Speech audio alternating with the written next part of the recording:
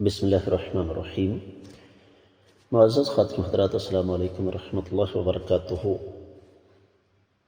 ذخیرہ شدہ پھل کی چوری پر کیا سزا ہوگی، یہ ہے ہمارا آج کا حدیث کے سبق کا موضوع۔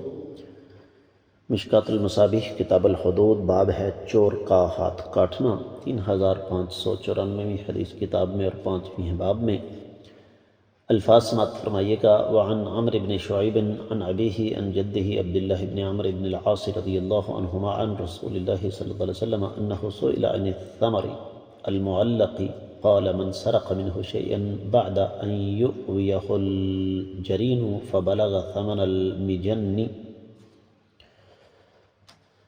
فعليه القطع، رواہ ابو داود والنسائی۔ معزز خاتون حضرات، آپ نے سماعت فرمایا کہ یہ روایت سنن ابی داؤد اور سنن نسائی کی ہے۔ تو تفصیلی حوالہ کچھ یوں ہے کہ سنن نسائی اور کتاب ہے چور کا ہاتھ کاٹنے کے حوالے سے 11واں باب ہے کہ درخت پر لگے ہوئے پھلوں کی چوری کا بیان۔ روایت سند کے اعتبار سے صحیح ہے، اور یہ روایت سنن نسائی میں معذرت چاہوں گا، صحیح نہیں، حسن درجے کی ہے۔ یہ روایت حسن درجے کی ہے۔ شیخ زبیر علیزئی، شیخ البانی رحمہ اللہ، یہ دونوں ہستیاں ان کو حسن قرار دیتی ہیں۔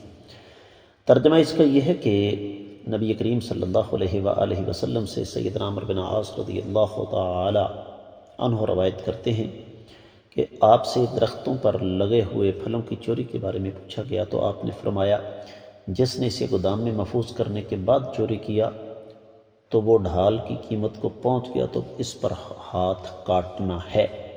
ہم پیچھے پڑھ کر آئے ہیں حدیث مبارکہ، نبی کریم صلی اللہ علیہ وسلم کا واضح فرمان کہ اگر درخت پر لگا ہوا پھل کوئی توڑتا ہے تو اس کا مطلب یہ نہیں کہ اس کو سزا نہیں ملے گی، لیکن اس کا ہاتھ نہیں کاٹا جائے گا۔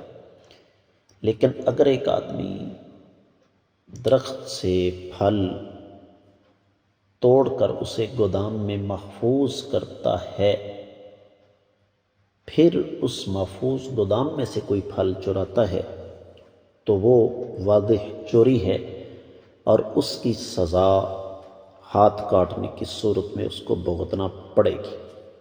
تو پتہ یہ چلا کہ ذخیرہ شدہ پھل کی چوری پر سزا ہاتھ کاٹنا ہے، بشرطے کہ وہ چوری کے نصاب کو پہنچ جائے۔